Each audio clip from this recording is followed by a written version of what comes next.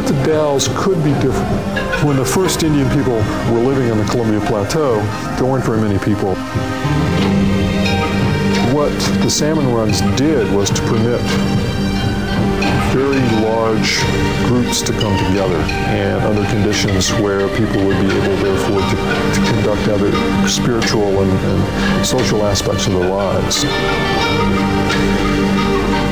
We know that people gather together annually or every so often to find marriage partners and to do what people need to do in groups.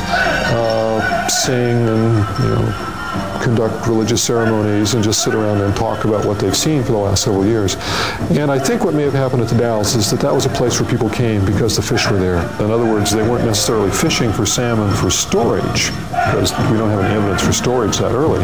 But say 8,000, 9,000 years ago, when they would have these gatherings, they would come together at places like the Dalles or like Kettle Falls or some other place where the fish were easily caught, and they could feed themselves with the fish and go about the rest of the business. And I think in that way that salmon might have become inextricably mixed with the social and spiritual lives of Indian people, because in a way it made possible the gatherings that those lives required. You can't be a social person, you can't be necessarily a spiritual person all the time by yourself. You've got to get together with 50, 60, 100 other people sometimes.